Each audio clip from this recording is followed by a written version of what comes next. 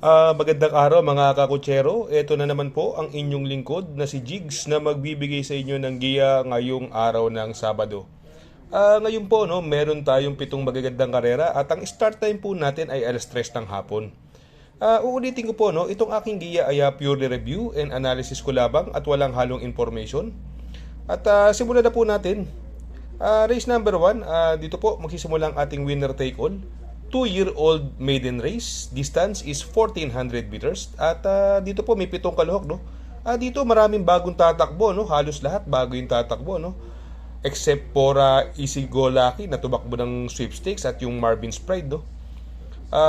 Itong numero 1 Blackjack, nagprema po siya sa kanyang unang takbo sa Novato race ng 1.16 at sasakyan po siya ni Onyok Garcia. Itong coupled entry na numero 2, sila po naglaban sa kanyang Novato at kapiraso lang po nagkatalo yan, kung saan ang nanalo po dyan ay si El Jaleo na sasakyan ni A. Abrea at nagpreba po yan ng 1.15.2 sa clocking sa 25 media, 24 at 26 ang dating, no? Medyo mabuti, no? Yung couple entry niya, mabuti rin, no? 1.15.4, no? Si Flaming June na papatnubayan naman po ni Bumbum Villegas. Etong numero 3 na si Sterling Pounds na sakay ni Jan Alvin, nagpreba lang po siya ng 1.16.4. Bagay, di natin malalaman, baka tago ang preba.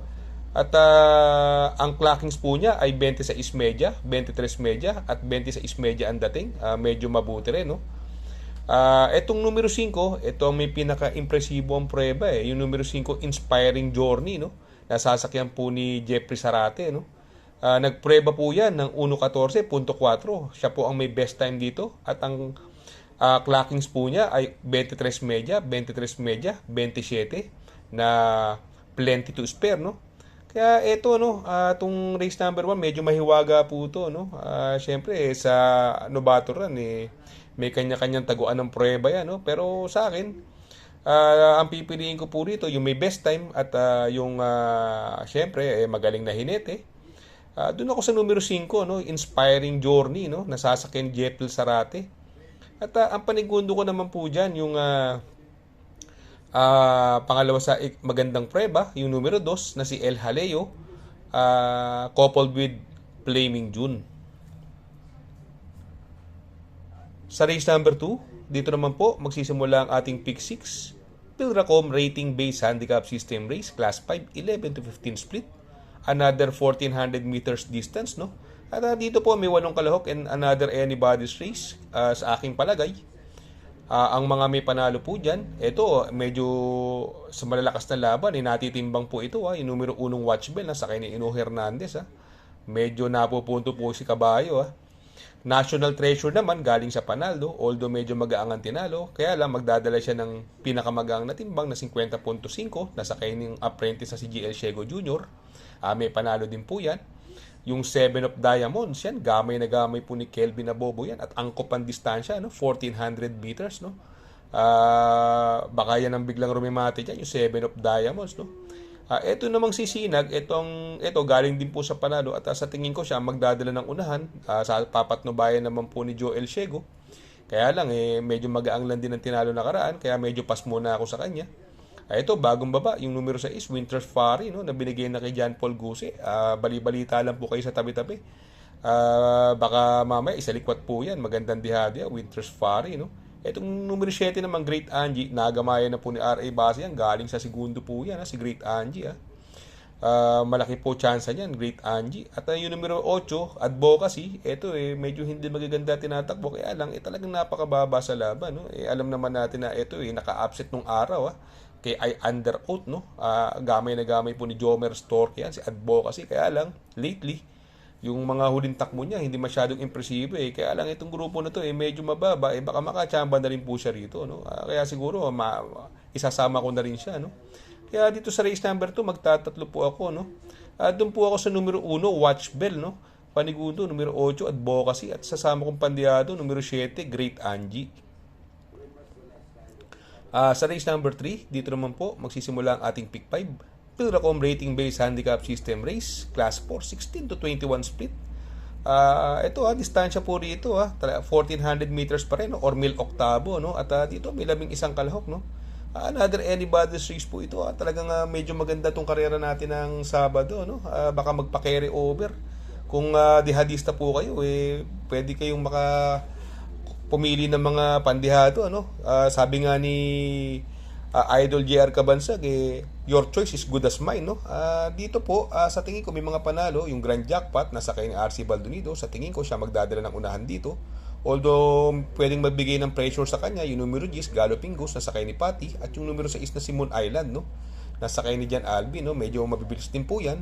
At dito possible na may mga rito yung Queen Gabi, Mythic Laila, Electrify, may Jopa yan, galing sa segundo po yan Matikas, ito binigay na kay Lester no? Pero bali-balita rin po kayo sa tabi-tabi. Go Aidan Go, ito galing sa panalo ito tinalo po nito si Victorious Angel no?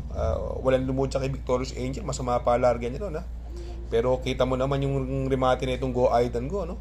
Nasa alto pa yan, bugal-bugal yung remate no? Kaya sa tingin ko may panalo din po yan Kaya dito sa race number 3 magtatatlo po ako dito. Doon ako sa numero 5 Mythic Laila at gamay na gamay po ni JC De La Cruz yan. Panigundo ko numero 2 Grand Jackpot.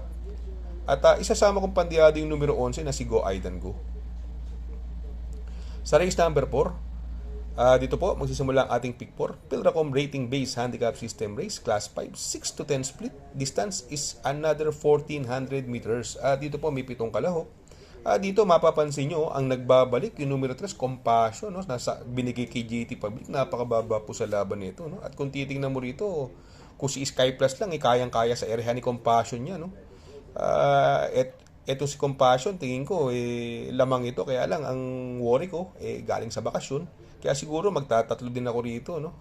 Pero kung makakabuo ng area ito tingin ko pwedeng makatapos ng karera to sa baba ng laban yung ang bigote binigay na kay AL Blanca Flor, ito mababa rin po sa laban. At yung laging in the money no, yung numero 2 na si Clairvoyant no, nasa kay ni Christian Advincula. Yung Headstrong, ito magaganda tinatakbo nito laging bitin to no, laging in the money no. At yung Laughing Tiger, pero para sa akin no, magtatatlo po ako rito. Doon ako sa bagong baba, yung numero 3 Compassion, panigundo ko numero 7 ang bigote. At isasama ko no, Paningit Pandiado numero 2 Misha coupled with Clairvoyant. Sa race number 5, Pilracom Rating Base Handicap System Race Class 4, 34 to 39. 1400 meters is the distance at may 10 kalahok no. Dito mapapansin nyo may bagong kabayo rito no, imported ito no.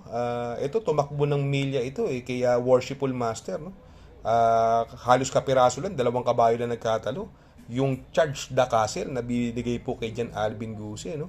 Itong si Charge the Castle, ang ganda ng preba rin po niya no, na 1:42.4 sa milyang karera. Napaka-impresibo sa kanyang unang barrier trial no. Kaya sa tingin ko siya po ang napipili ko rito no, yung numero 4 ng Charge the Castle no.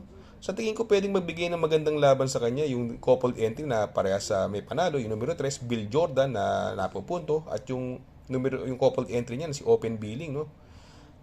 Itong Come From Behind, although nung karera hindi masyadong maganda tinakbo nito kaya siguro hindi ko muna siya kukunin. Kaya dito sa race number 5 pili ko po rito, doon ako sa numero 4 Charge the Castle, panigundo ko numero 3 Bill Jordan coupled with Open Billing. Sa race number 6 penultimate race, Pilracom Rating Base Handicap System Race Class 4, 28 to 33. Distansya po rito is another 1400 meters at dito may 9 na kalahok. Dito po no, kung mapapansin natin no, walang masyadong matulin dito bukod kay numero 3 is Polarium no, at may prueba po ng 1.25 yan na marami, although nakaraan na upset yan outstanding na upset is Polarium, pero ngayon tingin ko walang kayang bumuligdig dito no, but binigay na kay Patty Dilemma no. Tingin ko solo air ito yung mga malalakas na loob pwedeng suluhin niya para sa akin pero syempre magpo-protection tayo, sasama natin yung numero 5 Mabel no, although may mga panalo din yung full combat order, Glamour Girly at si Bravo no, magandang diado, pero ako magdadalawa na lang po ako rito. Doon ako sa numero 3 is Polarium, tamang panigundo ko rito yung numero 5 na si Mabel. Sa race number 7 sa last and final race, Pilracom Rating Base Handicap System Race Class 5 placer. Distance is another 1400 meters at dito po may 13 kalahok. Dito no, tingin ko lamang na lamang ito no. Kaya lang bali-balita lang kayo sa mga connection. Binigay na kay RC Tabor yung numero 6 Modern Stroke no. Ito, nagpanalo po ito eh. Last race din yun eh. Ang tinalo po niya no, si Bini Bini. Modern stroke, no? Kaya sa tingin ko lamang, kaya lang kung sakaling, alam nga natin na medyo alanganin tayo, magpo-protection lang po ako.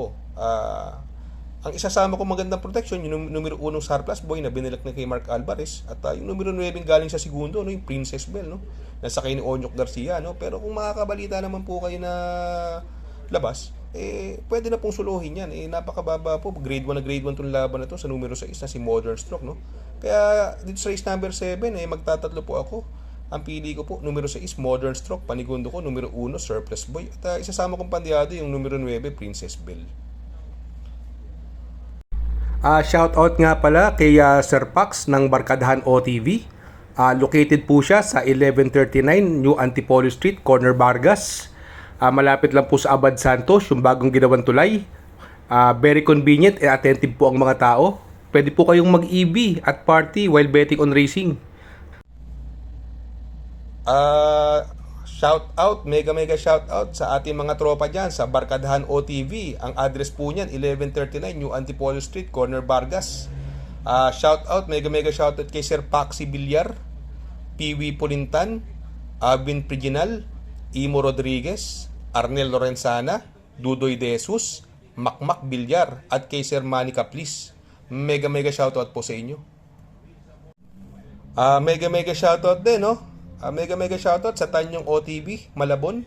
Kay Sir Boss Oyi, Sir Emong, Boss Jero, from Sir Orly Tagumpay, no? Mega shoutout din po sa inyo. Good luck mga kakutsero. Sana po matapat ang ating giya at yung mga nakasunod. Sana po ay magsitama po kayo. Ako yung makikiusap lamang at makikisuyo sa inyo na please like, share, subscribe, and hit the notification bell para update kayo sa aking mga giya.